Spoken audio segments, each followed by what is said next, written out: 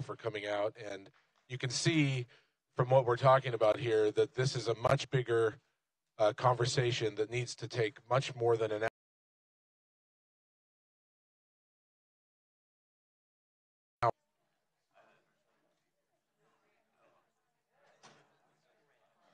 Okay, are we ready for the main event here?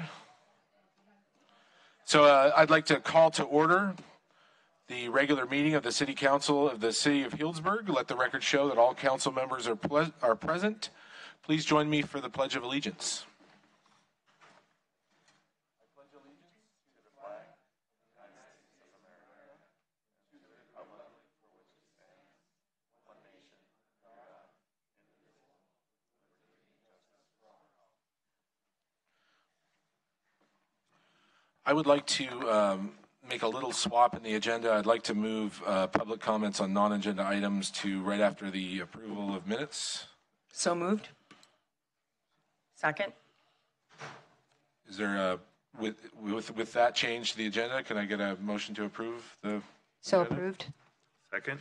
All in favor? Aye. Aye. Okay, can I get a motion to approve the minutes of our last regular meeting? So moved. Second. All in favor? Aye. Any opposed? Okay. Okay, we have no announcements and presentations, and so we'll move on to, we have no city manager reports. So I'll move on to public comments on non-agenda items. Is there anyone here who would like to talk about what we were talking about before or anything else? Come on up. Alan, welcome. Alan Cohen, Center Street. I just wanted to say that I think staff made some really good points about the existing processes with design review and the environmental review process. As Planning Director DeRosa pointed out, they provide the ability to condition projects. I think a use permit's probably a good idea in the downtown district for hotels. It's something that is done in the mixed-use district. And it just gives, as staff mentioned, a little bit more discretion, a little bit more latitude in the comments and the conditions. I think the comments about scale and are really critical, and having the ability to address that a little bit more directly with a use permit is not a bad idea.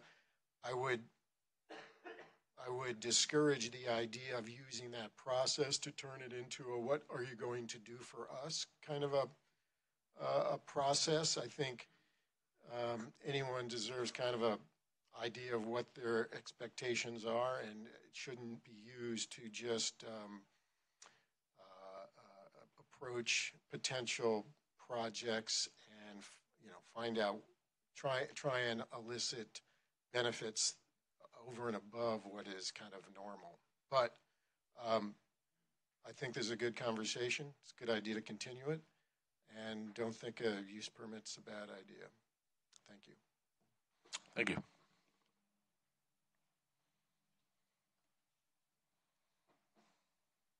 Welcome. Good evening. Good evening. I'm Hank Skewis. I live at Fieldcrest Drive. A lot of good things have been said tonight. I have to admit, I'm kind of a moratorium sort of guy, because it's not permanent. It's a way to stop, catch our breaths, stop the process. In this case, the process of new permits for new hotel rooms in the city, and I'm talking about the whole city. The ban downtown sounds like a possibility, but it's a little strong for me right now. I think we're going to be impacted just as much, if not more, by these big hotels that are out of town. Because they're going to not only create more folks, but they're going to create a lot more traffic, a lot more car trips up and down Healdsburg Avenue. And I think that's going to create a lot more congestion in town and outside the downtown area. I think we're at a point in time now where we have a perfect chance to, again, stop, observe what's going to go on in the next 2 or 3, 4 years with the doubling of hotel rooms. That's going to tell us a lot about where the city goes. And if people agree that that's at the end of that time when they're built out, well, it turns out to be an okay thing, well, we can renew the process of approval of accommodations, accommodation businesses. But right now we have that chance to call it off for a year at least, hire SSTAT or somebody to do a outside study of our sustainable tourism in this town. I guess AIA has a committee that does that kind of thing, and we've applied. A group has applied to have them do it here, and they're apparently related to the RUDAT that happened 35 years ago. But that's basically what I would say. We have a chance to kind of stop, catch our breath, let somebody outside come in and take a look at our city and see how tourism is playing into our city. At the same time, we're not going to be hurting tourism because there's going to be these new 400 hotel rooms that are coming in online, which we can't stop. And so that's pretty much all I have to say. Thank you very much for listening. Thanks, Hank, and nice hat. Anybody else?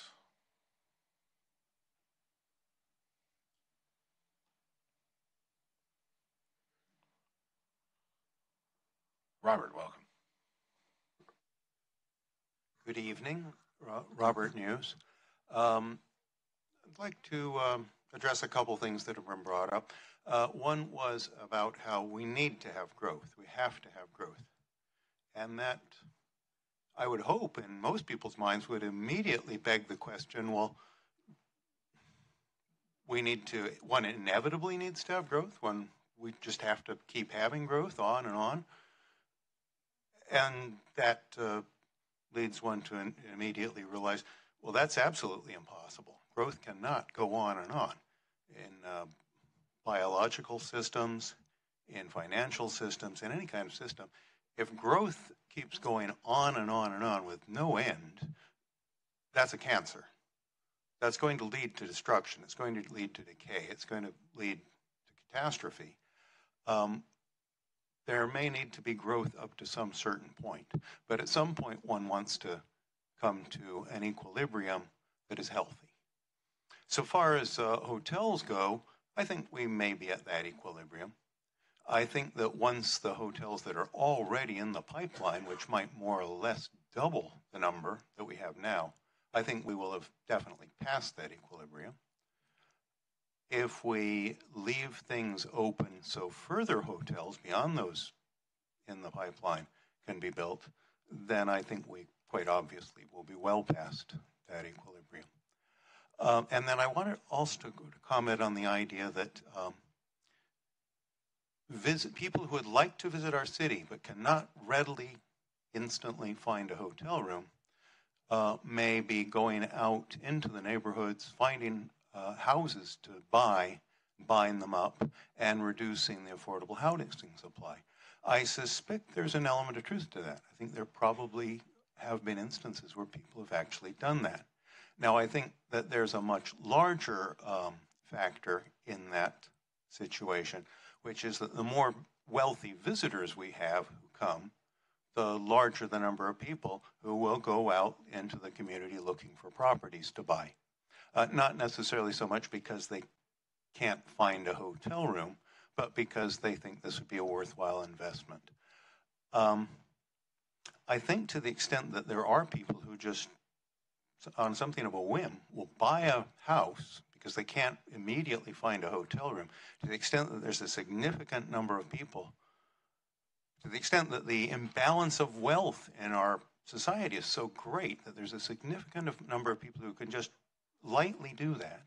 And to the extent that there are people in our society who would consider doing that and it wouldn't faze them, that they were taking away the housing for people, they were forcing the housing prices up and basically driving the existing residents out of town. People wouldn't notice that. It's extreme, and also it's a sign that these people have no connection with the community that exists here already. Thank you very much. Thank you.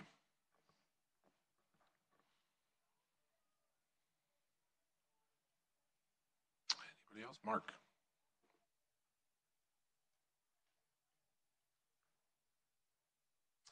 Hi, Mark McMullen, Parkland Farms. I would just like, because of what happened at the last meeting, we're going to re-agendize. Mark, if you could move the mic to your mouth. Sorry? There you go. I'm sorry. What happened at the last meeting, we're going to re-agendize the MIG study for the Healdsburg Avenue. I would like to get that back on the agenda sometime very soon so that we can have discussion about it, talk to the city staff to perhaps have MIG have a representative here, and let's move forward on that. It's a very, very important project. Thank you. Thank you. City Manager McKalian, can you address that one? I am meeting with representatives of MIG tomorrow afternoon, and they should have more information to council after that. Thank you. Brian, welcome. Hello, I'm Brian Summer, and getting over a cold, so sorry if I cough during this. I guess where I sit, I would love to know how many people have read and understand the RUDAT. Because the RUDAT gave us some specific direction, and we followed half of it, and we ended up where we are right now. Probably my favorite thing I read in the RUDAT was that we're supposed to have a multicultural center called El Centro for the Latino community to come together and have events. And gosh, I wish that was here today, but hopefully with Corazon's help and Dia de los Muertos and things like that, we recognize that there's a need for it, and hopefully that'll come to fruition. But I'd like to talk also about affordable housing. I mean, the RUDAT said clearly that as we proceeded down this road of making this a tourist destination, that we were going to need more housing. And I'm pretty sure we ratified a GMO in capped housing. And that probably led to an increase in housing prices by capping the demand of homes available to people that need them. I understand it was really scary when Parkland Farms came up and there was pictures in the paper and people were really upset with, oh no, this is the new Healdsburg. I mean, we've already heard tonight from one person that growth is cancer. I don't agree with that. I also don't mean to offend anybody, but the data of 12 hotels downtown, how many of those hotels have more than 10 rooms? I get it on a permit that it's called a hotel, but one of them actually has one room. That's an apartment to me, or that's a room for rent. That's not a hotel. So I get it. We're talking semantics. I'm not trying to insult anybody. But several of those that were listed, they're Airbnbs and VRBOs. If you go look on Airbnb or VRBO, you'll see those hotels. So, I mean, that's why when I hear numbers like 12 hotels downtown, I question it. And I get it. They're permitted that way and they're legitimate, but that's just where I come from. I mean, you heard about supporting retail. I think when the RUDAT came up, I think that retail is kind of obsolete at this point. It said that we could go to Santa Rosa and get all of our needs met. Now people go to Amazon and get their needs met. And I hate that because I like our community and I like going out. But this year is the first year where more people are Black Friday shopping from their home than actually going out to stores. And that's relevant. And that's why I'm excited about the SDAC coming to town and stuff like that. I mean, Comstock, that development has assisted living for elderly people. Is that a bad decision? I don't think so. I think our elderly are going to need some place to live. I mean, there's just so much. I love it that Bruce said that the document contained an opinion piece, because it is an opinion. And everyone's well-intentioned, and I get that, but it's getting to the point in this town where only a billionaire can afford to do business here or open new business. So I would just say, if you guys want to stop hotels in Healdsburg, then I would just ask also, like, can you stop hotels in Windsor and Cloverdale and Geyserville? And think about Sebastopol, who now wants hotels to come online. Just think about it. Thank you.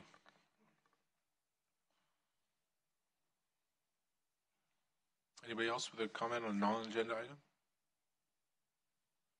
Okay, I'll close the public comment. And we'll move on to matters of interest occurring since the previous regular meeting. Councilmember Gold, would you like to start us off? Yes, well, I think at the meeting that just preceded, we kind of ended without giving any staff direction. So I would like to offer the motion that we ask the staff to agendize a further discussion of either applying CUPs to downtown hotels or to making downtown hotels a non-permitted use, discussing both of those options. And I don't want to say on any particular date because I want the staff to have time to prepare for this. I want to have a discussion that considers unintended consequences that either of those courses of actions might have. I want to have a nice, thorough, long-range kind of look at the proposals. And I would just request that it be agendized when the staff feels like they are ready to do an adequate job of that. That's my motion. So we don't need a motion. I can just get simple direction. That's Okay. fine. I would like to add that it not be before a council meeting, so there is time. I would prefer it be at a council meeting, Okay, okay. just a regular So there's council adequate meeting time item. to- Yeah. Okay. Mayor, so what I need is the actual, what I was going to ask, and thank you. I want to research, I want to find out how to restrict any further hotels. Like, what were the mechanisms? I'm not saying I'd vote for that.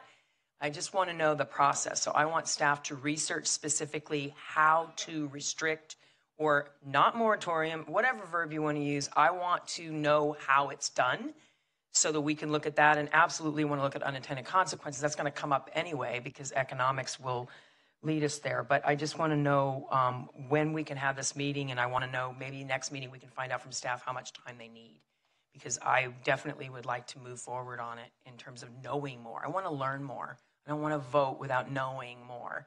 But I definitely am interested in researching how to, I want you to research how to restrict any further hotels in the downtown district. That's what I wanted, so. Councilor Neokis, you okay with? Yes, I'm perfectly happy to get this agendized. Okay, and I'm also happy to do it. I would just like to add a size component as well to look at scale and things like that. Is that okay? Okay, sounds good. Okay, great, thanks. So if you want to continue with your Yes, I have one other item. We all have got this letter from State Senator Ben Allen requesting that our council formally support his SB 705, which will prohibit styrofoam takeout containers, which I think is a very timely thing to do. There are many good alternatives to styrofoam that are compostable, recyclable, biodegradable, all those things that styrofoam is not, and we've known that for a long time. So I would like to agendize, if that's the appropriate thing to do, a discussion, and so that we can decide as a group if we want to support this, and then perhaps further support any local actions that we might take here in town.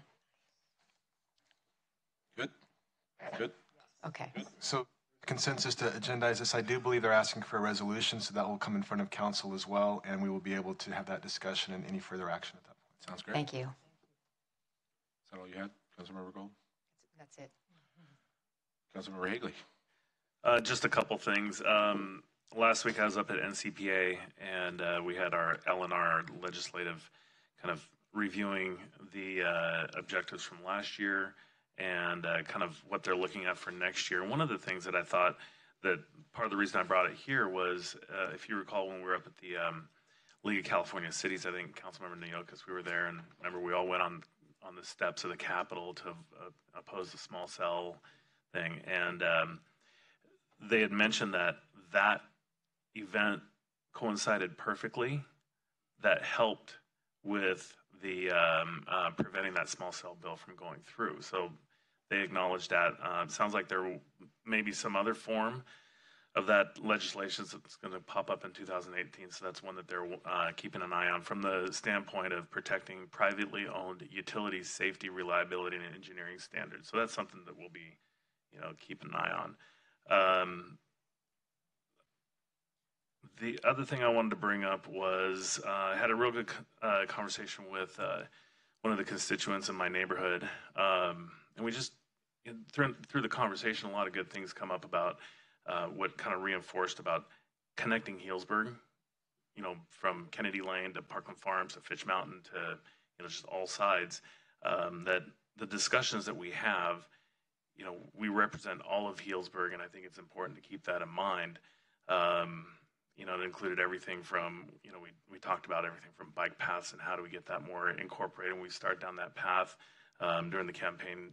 You mentioned the getting a hiking trail that you could hike all the way around Healdsburg. I think some of those are kind of the things that kind of are great to hear and kind of reinforce as we get bogged down in things to kind of pull back on what our ultimate goal is up here and what we want to do in the long term. So I would encourage, I always like meeting with constituents with different opinions and kind of hearing their thoughts. So I just wanted to share that with you. Thank you.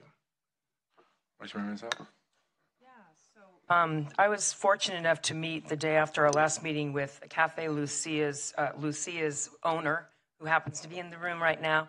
And it was a wonderful meeting, and I just want to highlight it because I think it goes along with what we've been talking about tonight in terms of the why and the hows.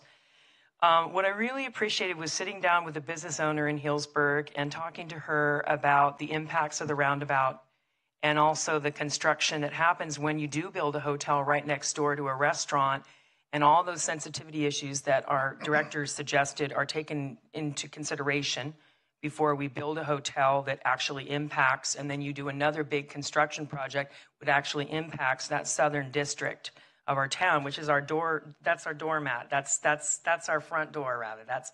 So I really appreciated her letter that she sent to all of us about the chamber not working as effectively as she wants. And it wasn't a dig on the chamber. It was just, I know all of you read it, but I want to say it in a public way that I really appreciated her argument that, she pays taxes to the city and she pays dues to a chamber. And as a business person, she's expecting more when we don't pay attention to the big questions. Here are questions. She wrote these. How does this city going to hold the chamber accountable to support small businesses, local businesses?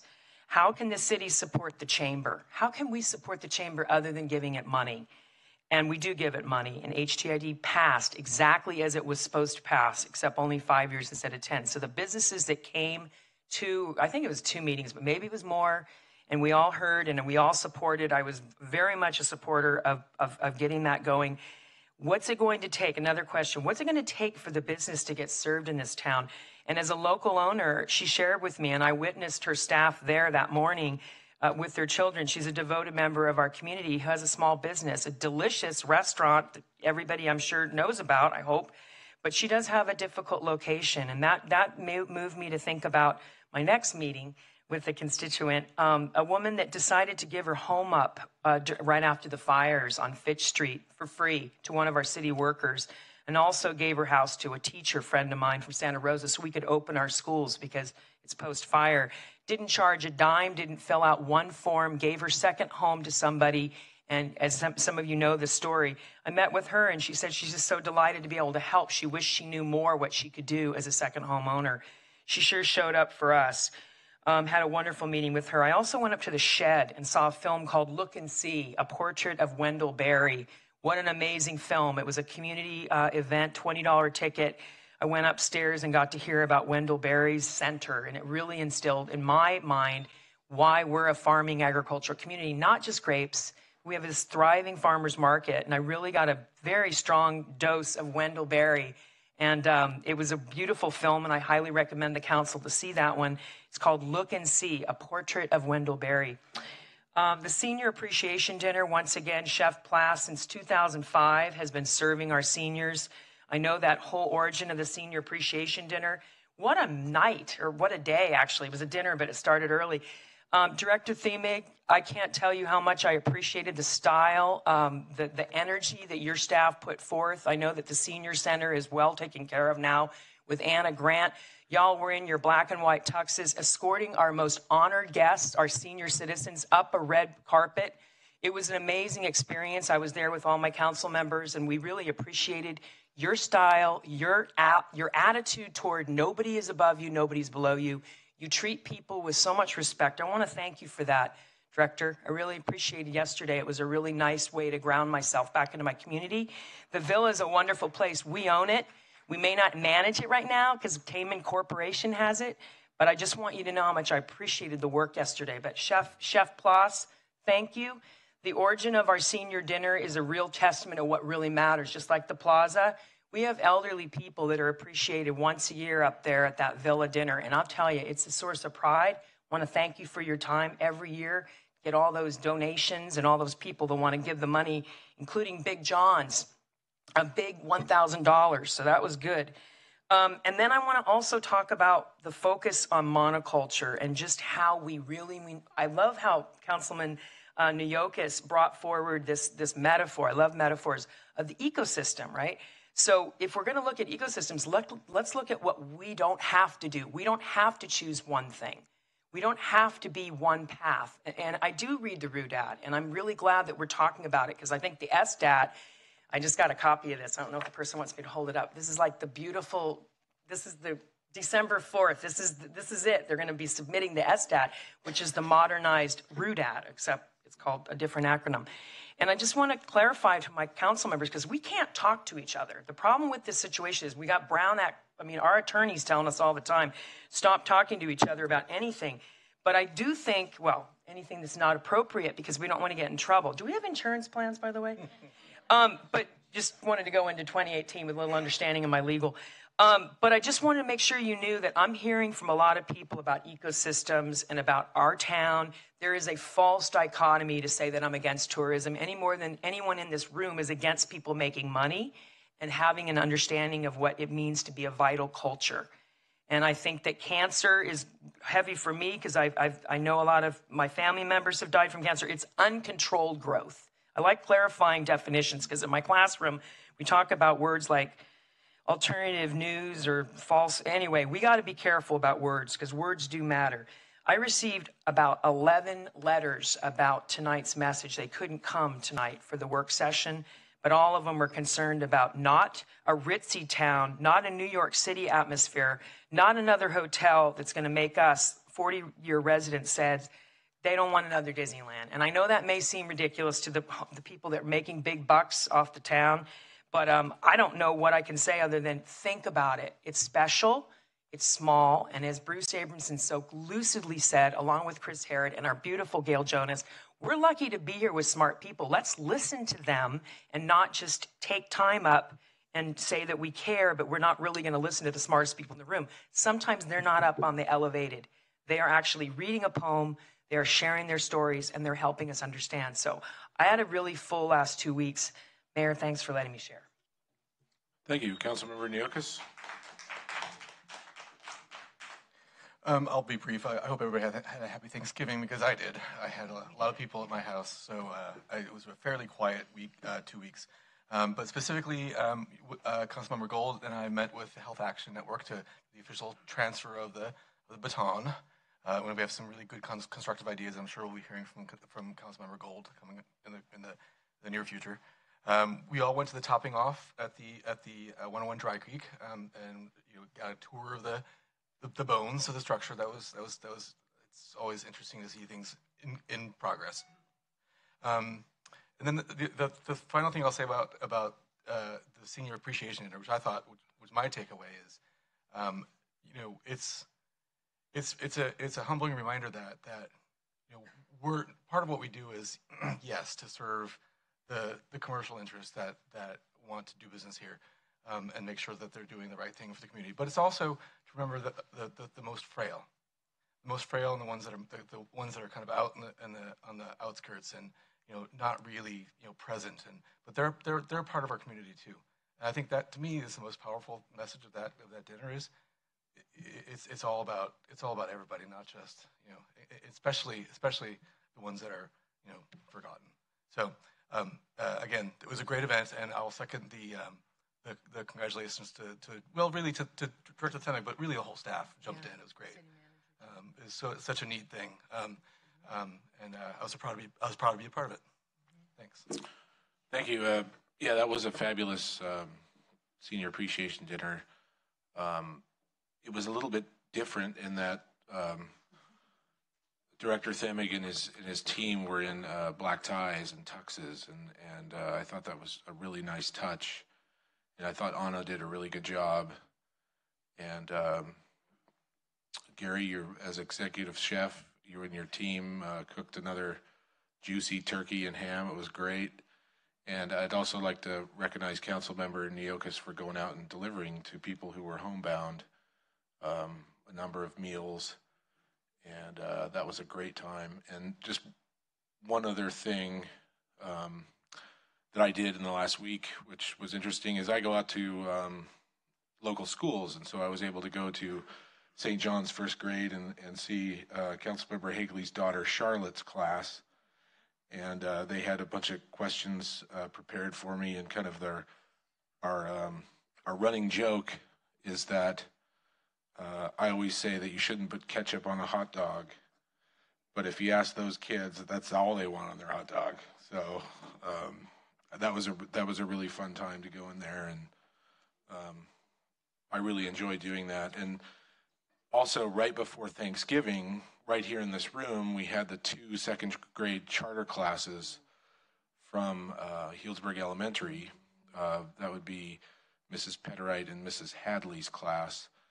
And the kids came up, and Fire Chief Boaz was there. The kids came up and he did a poem, and it was like a poem, a story in the A through Z of what they appreciate about the community. And I thought they gave me a bound version of it. And they also collected over 1,000 items to give to the homeless, which were transferred to Reach for Home, our partner that we work on, that help us help our homeless here in town. And I thought that was a really cool event. I had no idea. I mean, I thought they were just going to show up, but there were more people. There were twice as many people as there are now in the room, and that's not even counting the kids. So that was a really good. That was a really good thing, and I'm glad I wasn't in shorts and a t-shirt. So anyway, with that, we'll move on to the consent calendar. Is there anyone who would like to move to approve the consent calendar? I would like to pull item F and I, if that's okay for discussion. Okay. Move for approval, the exceptions noted. Okay. So moved. I have a motion and a second. May I have a roll call vote, please? Councilmember Gold? Yes. Councilmember Higley? Yes. Councilmember Naokis? Yes. Vice Mayor Mansell? Yes. Mayor McCaffrey? Yes. Okay, we'll move on. We'll take a closer look here at item 6F. Good evening, Mayor McCaffrey and council members. I'm Tina Kirchner. I'm the Administrative Services Manager for the city. I also manage the fleet. On the agenda tonight is the purchase of a Heister forklift. We are replacing a 30-year-old Toyota forklift with a Heister forklift. And we are asking at this time that we select Heister, which is the manufacturer of a forklift that we purchased in 2015, in order to keep operator familiarity, because we already have a Heister forklift in operation, as well as the fact that we'd only be dealing with one vendor instead of having different manufacturers of different forklifts and having to deal with those vendors. So I'd be happy to answer any questions that you might have at this time in regards to the purchase. Councilmember Healy? Yeah, really the only question I had is, this agenda item is exempt from the bidding process, and even though it's a small amount, the question I really have is, I understand the reason for going with the Heister, but from my perspective, I don't know, I'm assuming this is like if you own a Honda Civic and you want to buy a Honda Accord, then there's something that goes together, but I don't know, okay, how much is a Toyota Camry? Because I know if it's a Toyota Camry and a Honda Accord, they're similar. So I just want to, because I don't like, no bid process things on a consent item. So I just wanted to kind of just ask that question. So what was your thought process in terms of the Heister forklift, and what are comparable products that made you focus just on this? There's about 3 manufacturers of forklifts that are considered very good brands to purchase. One is Toyota, one is Heister, and one is Caterpillar. And basically the reason that we picked the Heister in the first place in 2015, we had gone through the bid process in 2015. We had selected certain requirements that we wanted the bidders to meet, and we found that Heister had the highest lifting capacity, There was very good safety, ergonomic safety features for the drivers, the users of the forklift.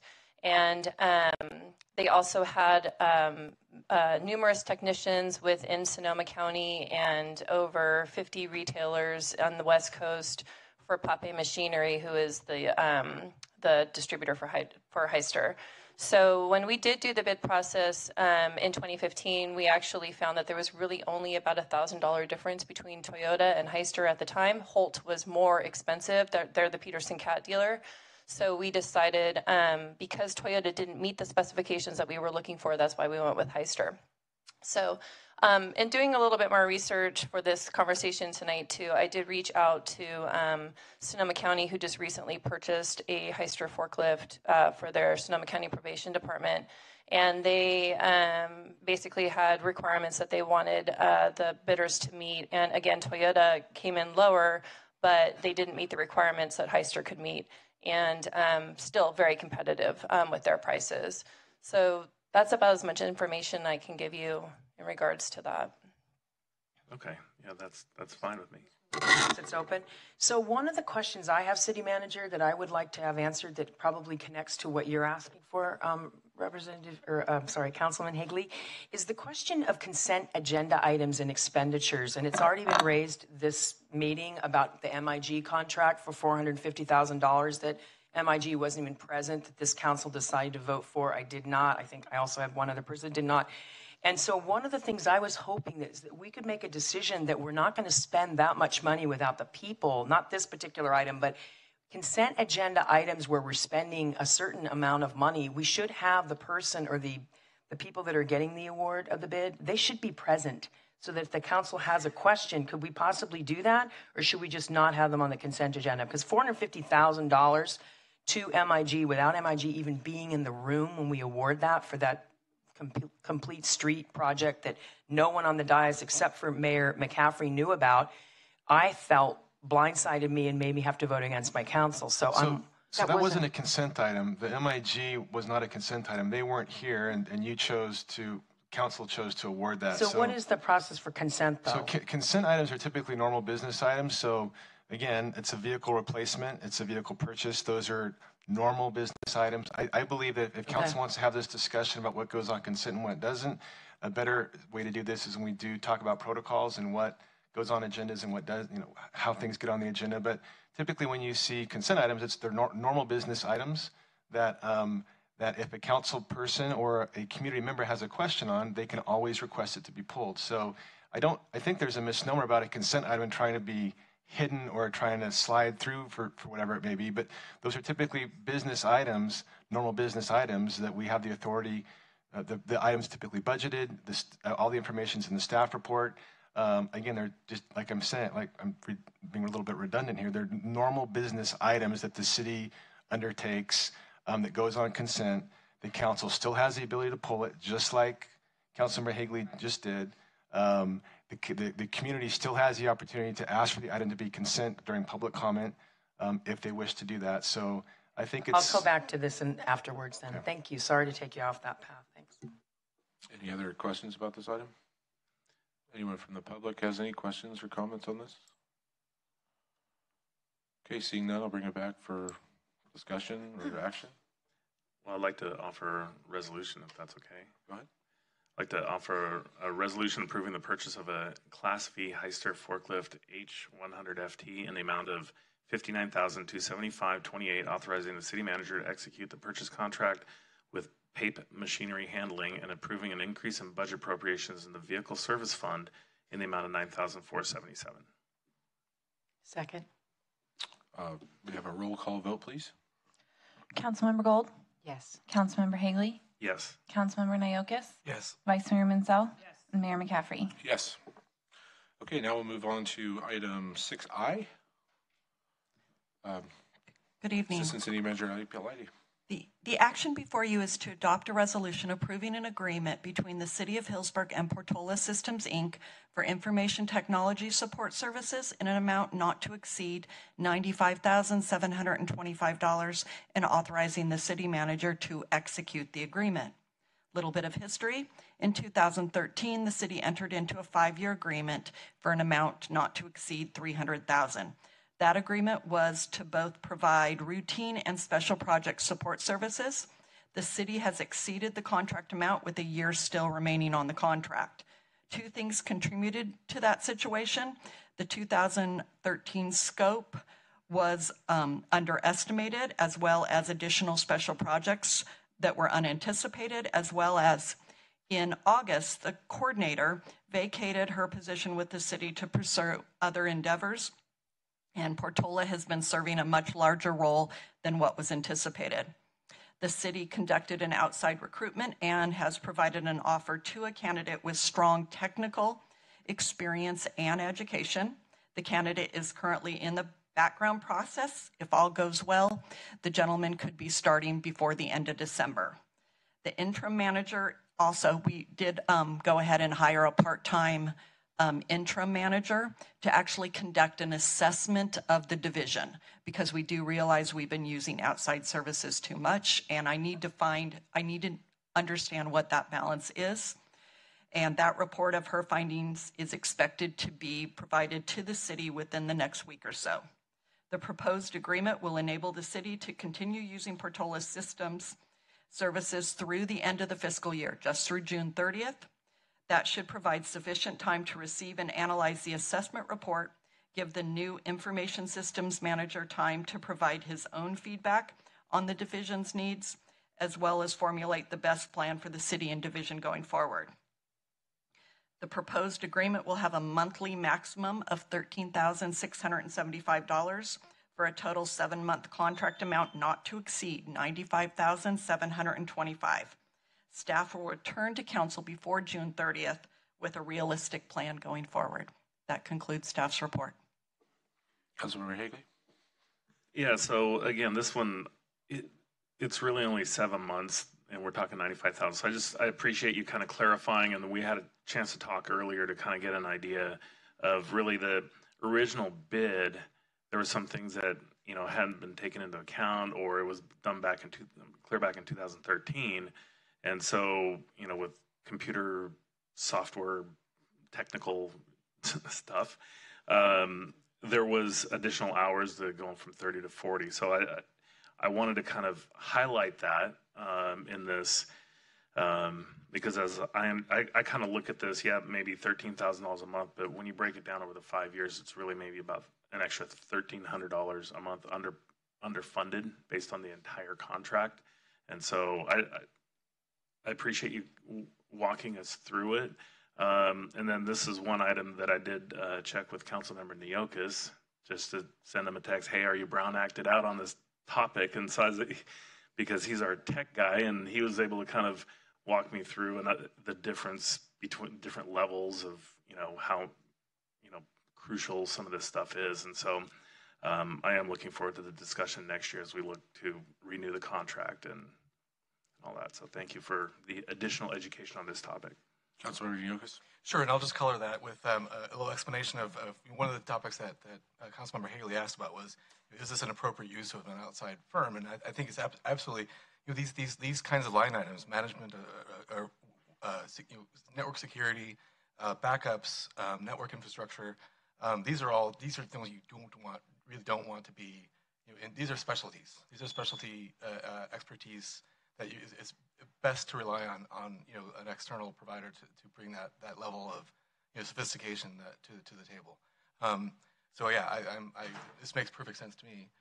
I too am super interested in hearing your plan for going forward. I think that, you know, one of the things that we talked about was, you know, how do you break down the a lot of times I've seen in my career that IT has been kind of relegated as almost a support function, and that's it. Whereas, you know, now it's 2017, you know, it really needs to be elevated to the C level, and you need to have that kind of big picture strategic view of how you use information to execute on your strategy as an organization. So that I'm setting the bar pretty high there for you, but I'm sure you'll step up. So I'm looking forward to that report. Any other questions? Or anyone from the public has any questions or comments on this item? Okay, seeing none, I'll bring it back for discussion and or action. Well, I'll make a motion to adopt a resolution approving the agreement between the City of Healdsburg and Portola Systems for information technology support services in an amount not to exceed $95,725, and authorizing the city manager to execute the agreement. I'll second. May I have a roll call vote, please? Councilmember Gold? Yes. Councilmember Higley? Yes. Councilmember Naokis? Yes. Vice Mayor Mansell? Yes. Mayor McCaffrey? Yes. Thank you. Now that we've made our way through the consent calendar, we'll move on to item 7, public hearings, where we're discussing the certificate of public convenience and necessity to Blue Moon Taxi. Lieutenant Jenkins. Good evening, Mayor McCaffrey, fellow council members. Before you tonight is, for the public hearing, is to consider an operator permit and the certificate of public convenience and necessity to Blue Moon Taxi. The Healdsburg Municipal Code requires that council approve the operator permit and certificate of public convenience and necessity when certain findings are met. I will get to those momentarily. As a little bit of a background, Healdsburg has been operating without an approved taxi cab service since the first of this year when the prior company ceased operating. Previously, Healdsburg Taxi had 3 permitted taxi cabs operating within the city. Since they went out of business, people looking for taxi services or similar services have been left with ride-sharing services such as Uber and Lyft to get around town. In the last 11 or so months now, pushing 12, the city has received numerous calls and been contacted by residents and businesses inquiring about taxi cab services returning to the city. In about August of this year, the city received an application from Blue Moon Taxi to operate within the city. Blue Moon Taxi is currently permitted to operate within the unincorporated areas of Sonoma County. They're requesting to be permitted for 2 taxi cabs, and we'll be running those depending on demand here within the city. As I mentioned, certain findings are necessary for the council to make tonight in order to issue the permit and certificate of public convenience and necessity. The first is that the applicant is financially responsible. The applicant, Mr. Hooper, has provided the city with the necessary insurance documents meeting city requirements. The second finding is that the applicant is of good moral character consistent with federal, state, local laws for the public service that he'll be operating, a taxi cab service. The police department undertook a thorough background check, and the check shows that he meets the standards that are consistent with operating a taxi cab service here within the city. The third finding is that the existing taxi cab businesses are not adequately serving the public with respect to taxi cab services. As I mentioned, there are no other permitted taxi cab operators in the city, so we currently have none. And then the fourth is that additional taxi cab service will not result in a greater hazard to the public or create substantial traffic or parking problems.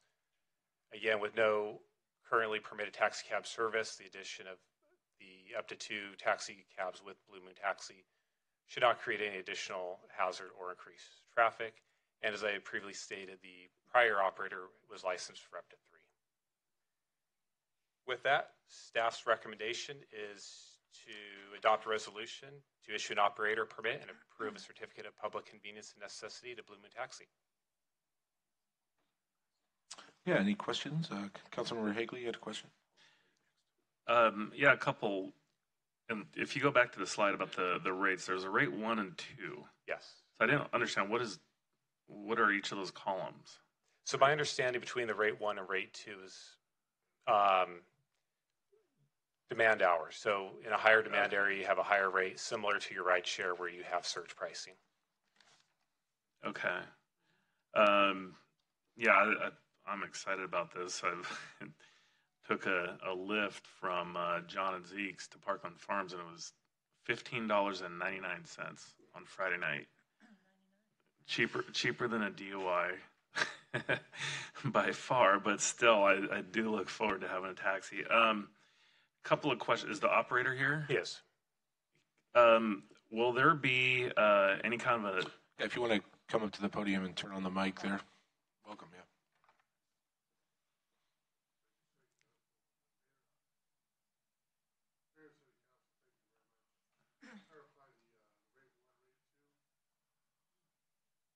The green light comes on there. So sorry about that. It was already on. I shut it off. So to clarify, rate 1 and rate 2, the two rates are what I normally do is like rate 1 is my standard rate. Rate 2, I offer to like for public officials and also military. Now for my seniors, I give a 20% discount off rate 1. It's not up there, but that's what I give. So that's trying to clarify what the difference is between rate 1, rate 2, and senior citizens. That's what I offer. My name is James Hooper. I've been in and out of the cab business for 20 years. I started with Yellow years ago, back in 96 or 97. I worked for AC Taxi. I dispatched there for quite a while, back and forth with Kevin and Jennifer over the years. And then I left them and I went with Golden Cab. I was the Golden Cab for a while.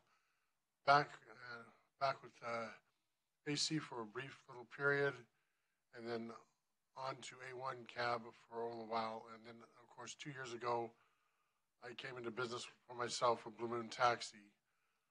I have permits for the city. My county permit has elapsed. It elapsed at the beginning of November. I chose not to renew that due to the fact that I have issues with some of the folks out at the airport that do business out there that are taxi owners. I don't agree with everyone out there, and I just really didn't like arguing with the guy every day over why I was first in line and he wasn't, and he didn't seem to get it. And I just got fed up with arguing with him. And they also allowed Uber and Lyft in. Uber and Lyft have affected the cab business for years, since they've been in the last several years. When coming in, Uber came in, and of course Lyft followed.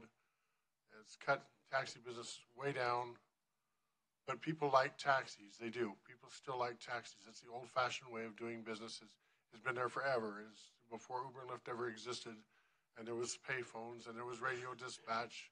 That's the old days, of course. Now we're into the modern age, and everybody looks at the app.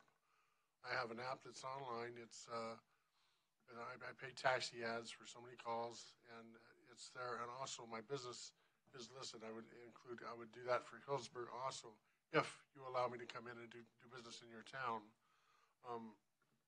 I consider it an honor to be in front of you and for Officer Jenkins to be presenting my cab company to you and asking you for the chance to operate and do business in this town. I hold an utmost respect for Healdsburg. I think it's a fine city, a fine town. The people are really nice here. I live in Santa Rosa. My ex-brother-in-law and sister-in-law live here. Anyway, it's really a nice town, and I would like to do business here. So, any questions? Mr. Hooper, yeah, if you don't mind staying up there, I think we have some more questions from Councilmember Hagley. You just wanted a couple questions. So, are you going to be based here in town or out of Santa Rosa? I'm just trying to gauge, if somebody is at Rivers Bend decide to call you, are you going to have, where are you going to be in the times to arrival? Okay, well, right now, seeing how there hasn't been a taxi business in the city of Healdsburg for almost a year, I have to come back in and reestablish the business name and get people used to having a taxi cab service. So I really can't afford, so somebody can't afford to lease the cab from me right now because I need to build the business back. I have 2 cabs. I would be up here trying to build the business myself again, because that's what it's going to take. There's not a lot of day business up here. I talked to Kevin and Jennifer, who had Healdsburg Taxi up here. There used to be a lot of calls for night business up here, and I spoke with some of the drivers that were permanent up here Francis and Dinesh and a few of the other ones that I spoke with. Anyway, so primarily, I would like to try to sit up here the whole time, but I don't know exactly how I'm supposed to still be able to afford my business. So I have to kind of build the business as per se and try to be here in the evening times as much as I can. Of course, it's just me, so it's going to be hard to provide a 24-hour service at first. So, and I do have, like I said, I do have 2 cabs. I'm not opposed to bringing the other cab up and trying to have a 24-hour service. It's just going to take time. And as far as me being here, probably on the weekends, I'm going to try to build the business up. And all I can do is try, folks. I would really like the opportunity to try the business here and see if I can build it up. Thank you. I appreciate you applying, and I think there's some ideas that we have as well to help support a local taxi company through vouchers and that sort of thing. I think there's some options available, and I guess that's more of a question towards staff. And the last thing, so you said you do have an app. So what can you just tell us? Well, the app I have, if you look up taxi ads, I mean, it even shows, I didn't even realize it was on Healdsburg until I looked today. So I pulled up Healdsburg Taxi, and there's a Blue Moon Taxi that's listed there. Okay. But that number gets ran through taxi ads. And I have, on occasion, come up here and picked up people and given them rides. I'm not going to lie about that. I have. I'd be lying if I told you otherwise. But that is not my phone number. That's what I pay taxi ads for, which cost me, it's like $2 a call. And I get calls for the area of, basically Santa Rosa up to Healdsburg. Okay. Thank you. Vice Chairman Mansell. Yeah, so I just wondered, thank you so much for being willing to come up and help people out, because we definitely need transportation outside of just everyone driving their own cars, especially with the amount of drinking that goes on in the town. So thank you. I just wanted to mention, though, that there was a gentleman, and I don't know if you've met him, that lives in our town, that I don't know if anyone on this council had those relationships. I just remember him coming, and he appealed to us as a council to actually help him get started in a business. And I'm certainly not suggesting you have to work with him, but he was a local man that did do the taxi route here. And I don't know if you know him. I think he was here earlier, actually. I believe the gentleman referred to Francis earlier when he was speaking. Oh, okay. Pardon me. So his name is Francis? Yes. Okay. Is he going to be working here, or is he not a taxi cab driver anymore? I just wondered if you knew who he was. He has a permit, I believe. I think that expires at the end of December. I'm not sure.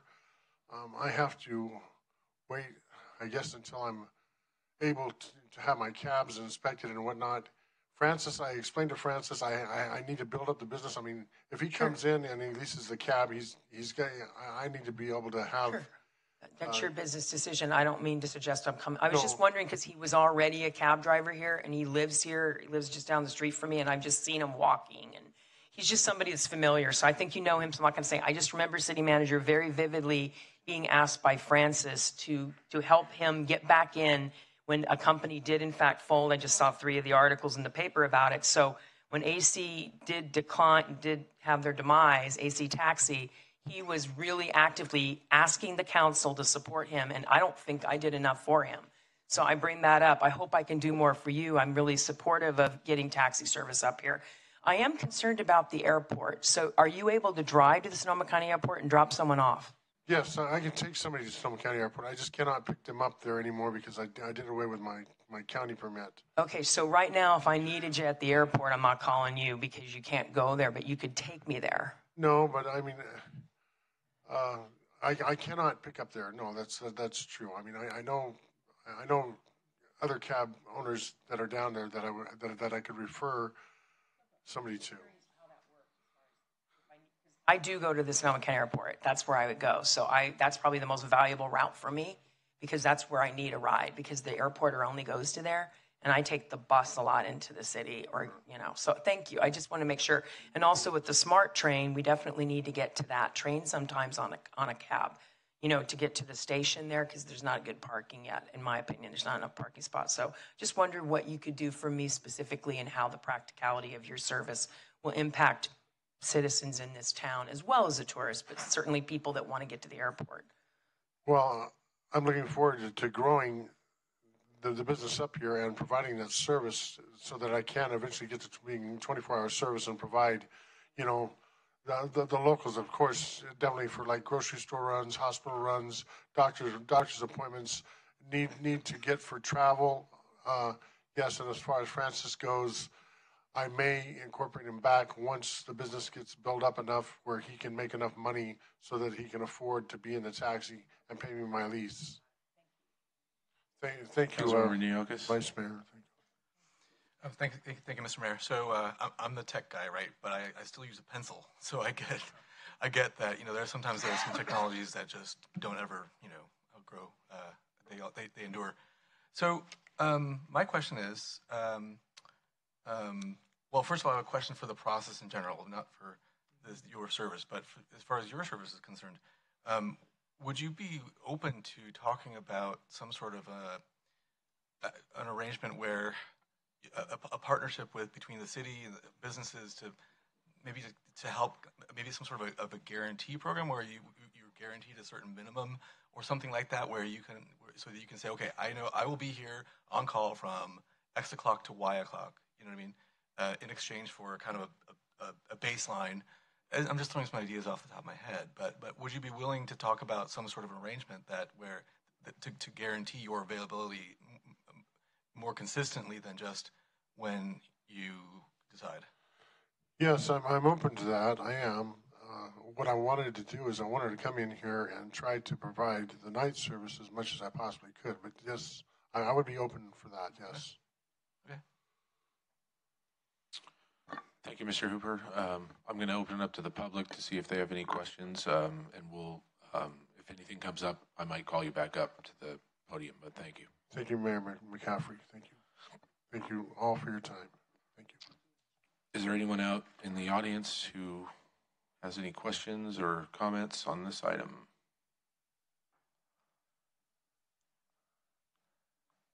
Okay, seeing none, I'll bring it back for discussion and action. Councilmember Higley, go for it. Just real quick, I'm real excited that we do have a taxi coming back to town. One thing that I do want to do as a council is explore the voucher option. When we were at League of California Cities, I didn't know this, but the biggest users of taxis are low-income people. And what's really frustrating is they have to take a taxi to get to public transportation. And that's something that I learned at that conference. And I think that's a very important thing in the discussions that we had was it's not a very big expense from our side if there's some way that we can help supplement that to make that connection a lot easier for our lower income residents and also the seniors to be able to get to where they need to, to the public transportation or whatever to kind of help that process. The other comment is the SMART train. And again, this goes back to the League of California Cities. I feel like I'm an advertisement for them tonight, but I did learn a lot.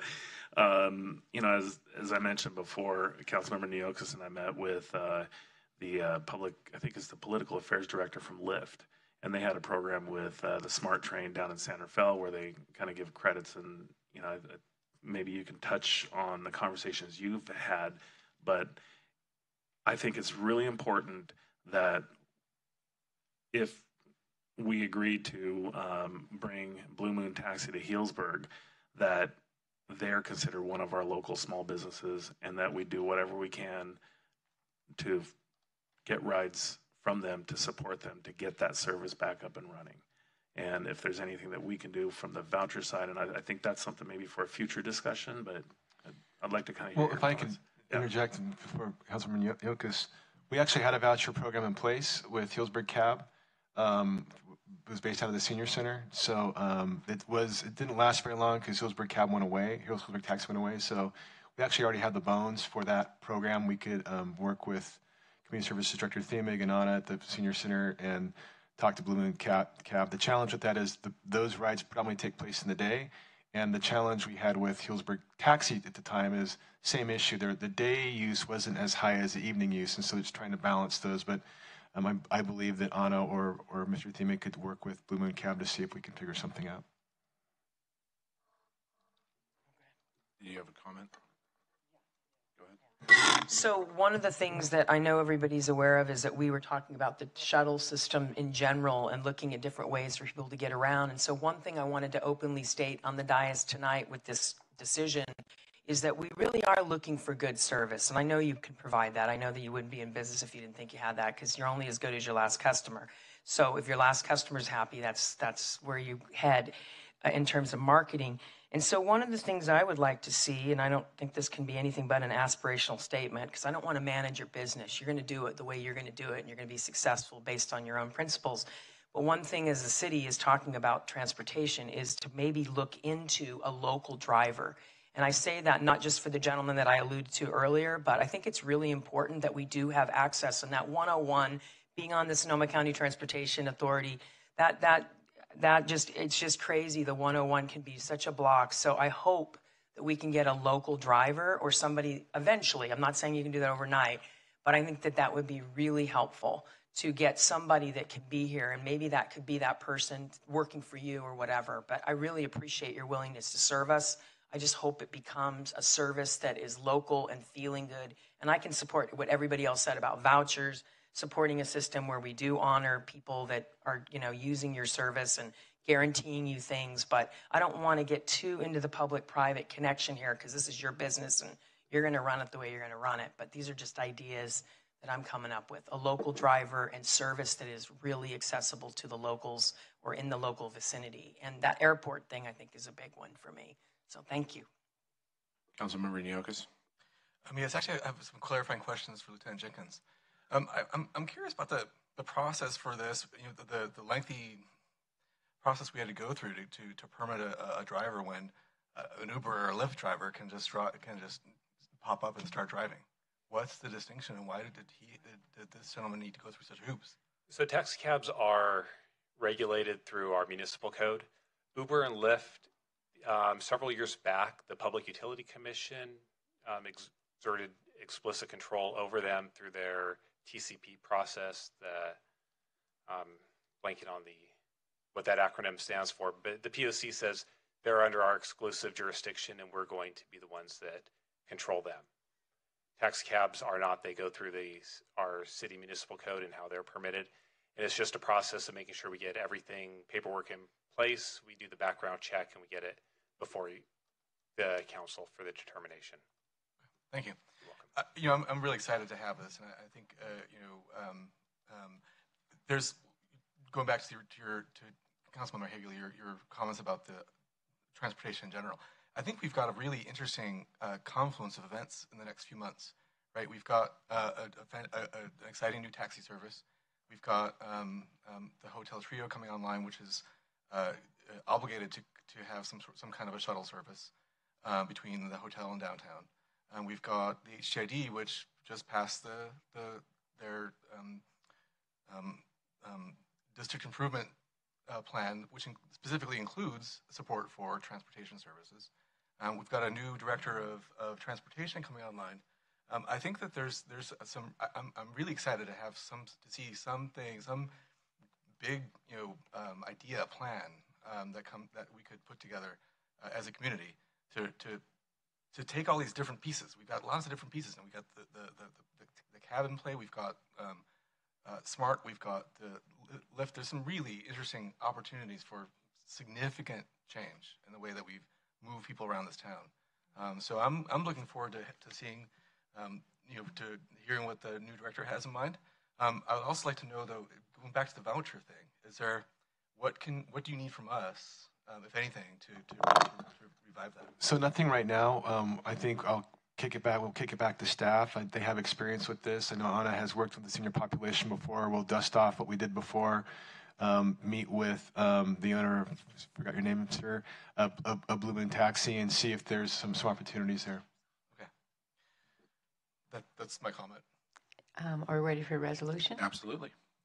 I'll offer a resolution of the City Council of the City of Healdsburg issuing a certificate of public convenience and necessity and 2 operators permits to Blue Moon Taxi for the operation of 2 taxi cabs in the City of Healdsburg. Second. I have a motion and a second. May I have a roll call vote, please? Councilmember Gold? Yes. Councilmember Higley? Yes. Councilmember Naokis? Yes. Vice Mayor Mansell? Mayor McCaffrey? Yes. Thank you, Mr. Hooper, and I look forward to seeing you out there on the streets. Thanks.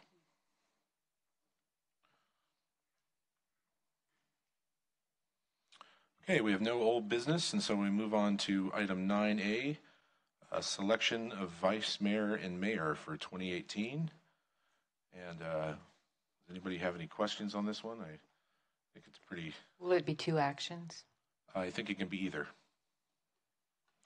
So I'd like to open up to the public at this point. If there's anybody in the public who has any comments or questions on this, now's the time.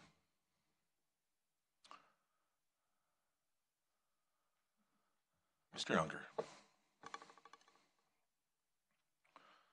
Welcome.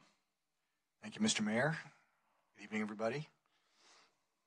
When I saw this item on the agenda, it raised a red flag begging the question, what political maneuvers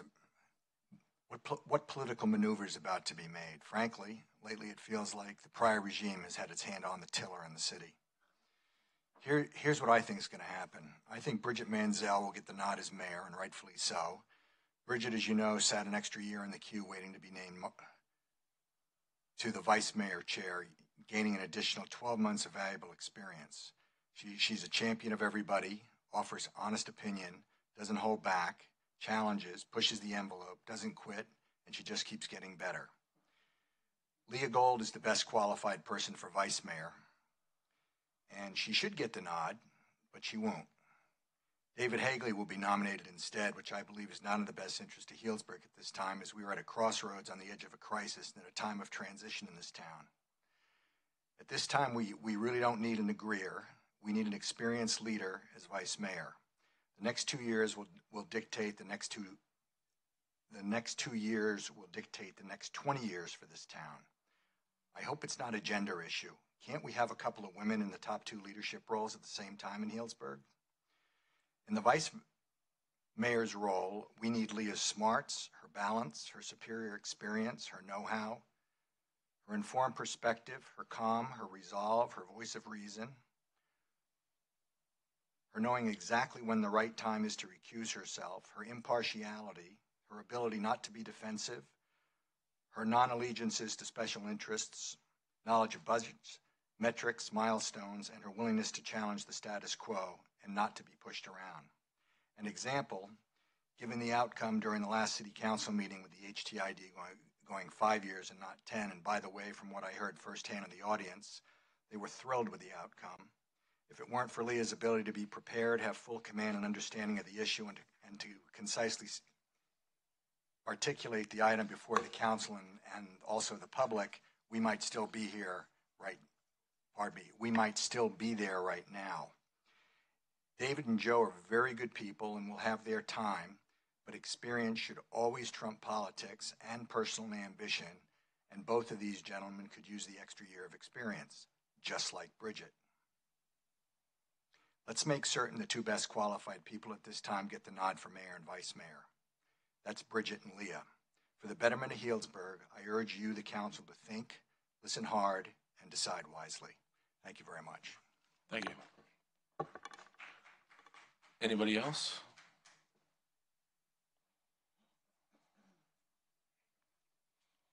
Welcome, Martha. My name is Martha Sherritt, and I live on Pordone in Healdsburg.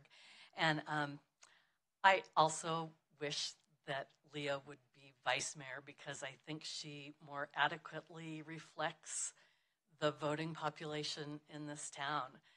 She won her special election by a huge win. She voted accordingly with the huge majority that voted against Proposition R. And I just think she's somebody who actually responds when people write letters and call her. And I think that's really important. I don't think if anybody takes the time to write to you, you dismiss a letter and say, oh, that's just one of the cranky people in our town. And I sort of felt like that's what happened when we suggested that we don't just appoint a city council person, that we actually go through and spend $30,000 and have an election and listen to what all the people in this town who, care enough to show up for an election think. And I just would like to see that in the leadership of my town. I'd like to see somebody who listens to us, even if you think we're squeaky wheels because we bother to come out. I could be at Zumba right now. It would be a whole lot more fun. But I'm concerned about the direction that my town is headed in. So whoever becomes a spokesperson for this town, who talks to the PD, I want them to listen to us and all of us, and not disregard us, and not think there's some silent majority that needs to be listened to more than the people who actually show up, come to these meetings, write a letter, and that's how I feel. Thanks. Thank you. Anybody else?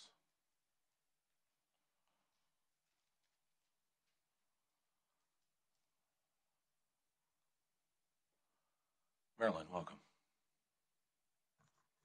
Good evening, Marilyn Joyce. I didn't know it was a done deal. It's been snoozing. I would put my support behind Councilman Gold for the vice mayor based on experience. I've had nice conversations with David, and I really appreciate that. And I listened to him tonight say that he had never taken a project through the planning process, and that is worrisome. I also feel that a team with the mayor and the vice mayor being people who represent a majority of the town would be pretty dynamite. And I think that both Councilman Naokas and Councilman Hagley could use that extra year of experience. So thank you. Thank you. Anybody else?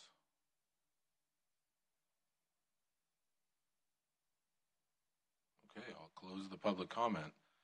So I before we go on, I just want to say that in all my years, I've never heard a public comment on this item. I think that's,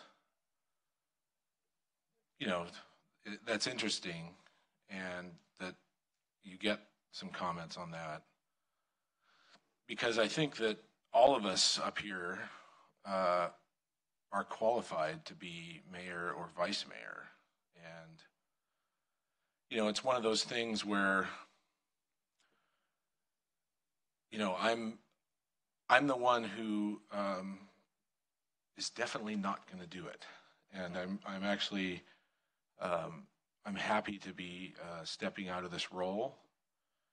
And I've seen the council members among us here growing. I think Vice Mayor Mansell did a fabulous job when I was up in Canada running this meeting. And I was able to watch that on our first televised video. And I think that in the election that Joe and David and I were elected was one that was really exciting, and I enjoyed doing that process. And the special election that Councilmember Gold was elected to fill the remaining year and a half of Councilmember Zedrick's term was another one that we really didn't expect it to go that way, but it turned out that that was the best option. And in hindsight, we didn't really see that in foresight. And I also think that,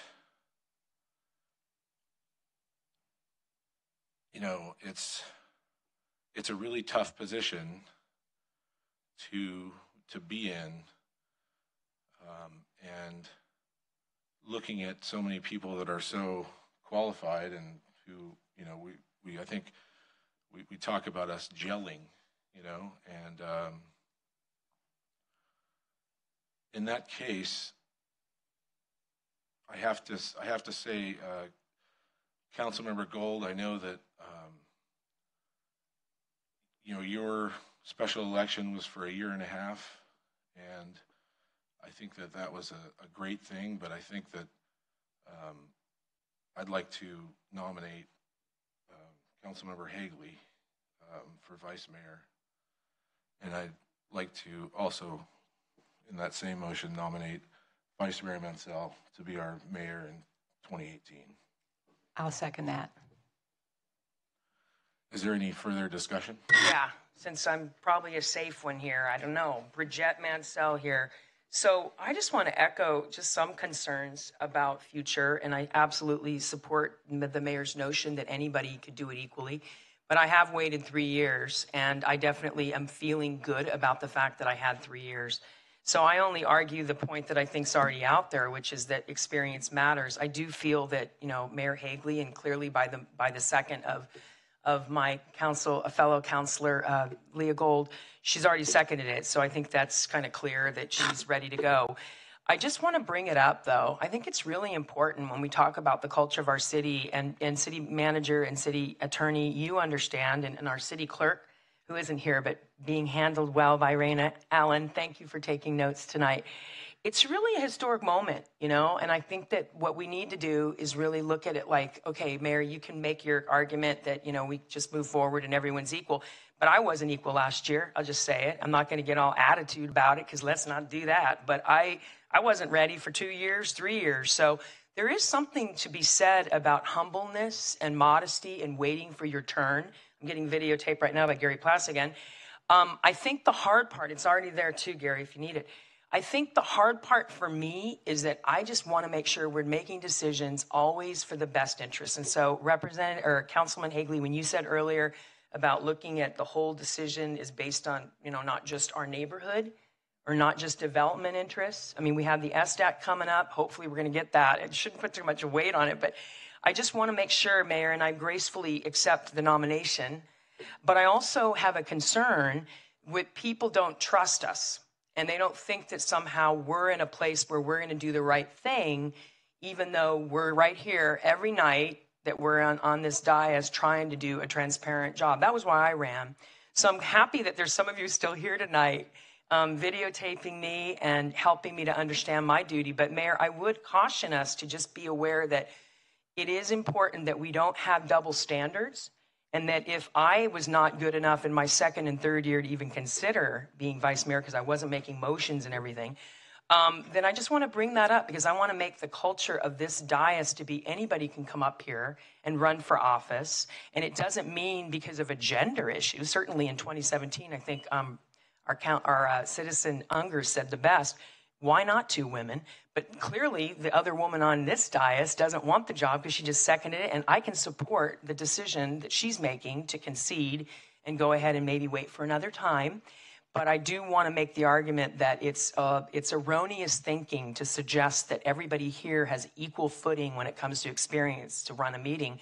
I just don't think it's true, and I argue that as a person that was told I wasn't ready to be mayor my second or third year, that's something to pay attention to. And I bring it up because everyone's talking about this stuff openly now. It's not about harassment, it's about empowerment. So thank you for letting me say that, Mayor. I'm grateful to take the position if you are going to still stay with it. Did we have a second? Yes, we did. See how safe this is when you got the sisterhood up here? Thank you very much. Yeah, and I just want to thank the people who spoke in my support. I really appreciate your confidence. But I believe in having a very collegial council, and the way that we do things up here is we take turns, and I don't want to push anybody out of their turn to be mayor. So I'm very happy to step back and let David and Joe move forward. So, yeah, you want to go ahead? Yeah, just real quick. First of all, thank you to Tim and Marilyn and Martha. I do appreciate, you know, like I've said, public comment is very important, and I do appreciate it, and I do what I can to, try to come to the meetings with an open mind. And like I've said many times, we may not agree, and that's the reason there's 5 of us up here. But we should be able to have a good conversation. And I know personally that our working relationship has grown over the last year, and I've made an effort with every one of the council members. And, at the end of the day, we are here, like I said, to serve border to border, not one specific area. And there may be times when, one of us may focus on another, but it's the constant reminders. And that's where I think, that's why the public comment is very valuable. And I, appreciate criticism because it helps me get better. So keep it coming in a nice way, I guess. But I am open to meeting and listening to people as much as I can and have that lively discussion. And thank you. Joe? Thank you, Mr. Mayor. Next year I mentioned just a few minutes ago, I think there's some really exciting opportunities for projects like that on transportation, which I think are going to make a huge difference in this town. I personally would rather not be distracted by having to be a vice mayor, so I'm perfectly happy not to throw my hat in the ring, even if someone hadn't been nominated. So that being said, I also want to echo the fact that I think we are very collegial. I think we all listen to each other, and we've absolutely demonstrated that we are able to talk to each other and share ideas. I know who to come to about certain kinds of things. I think that the role of the mayor is a big part of that is letting us be who we are, and that is an important skill. And I think that David, I think you're going to have a whole year to practice, and then before if we decide to proceed, I don't see any reason why we wouldn't. So I'm perfectly confident to go to agree with the motion in the second, and I know that we'll work together and we'll grow together, and continue to cooperate as equals but different. On that note, all in favor of the motion, say aye. Aye. Aye. Aye. Aye. I could vote. Yes, you can. And so we have it, and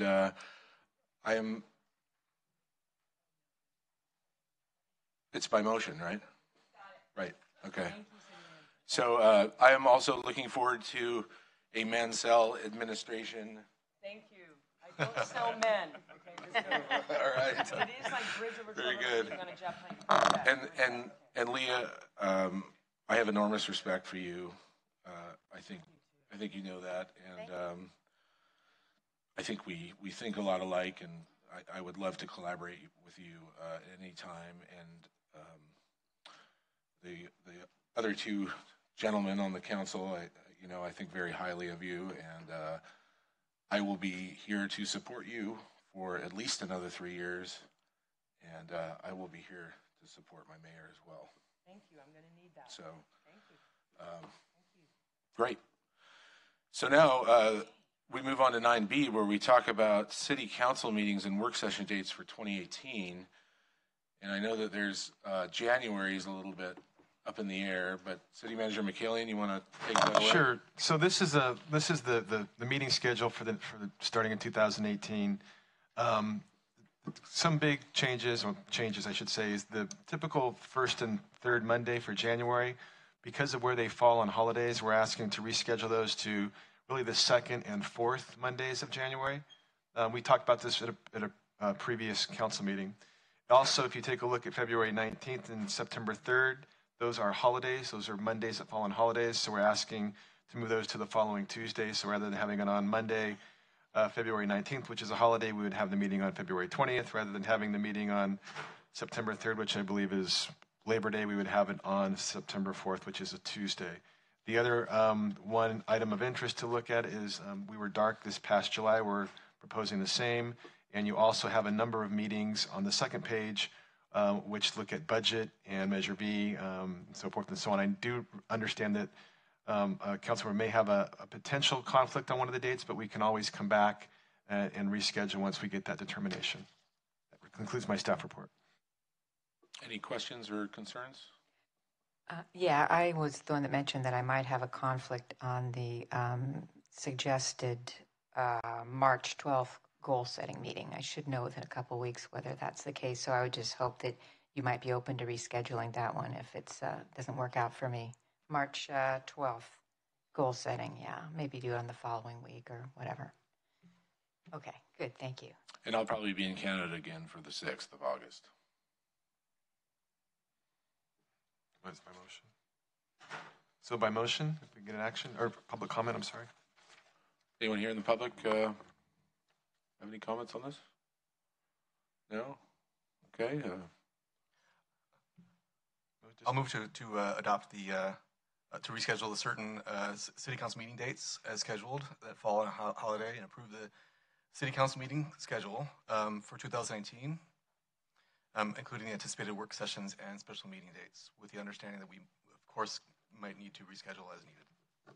I'll second. All in favor? Aye. Any opposed? Okay, it passes. So we have some written communications. We have no closed sessions. So meeting adjourned.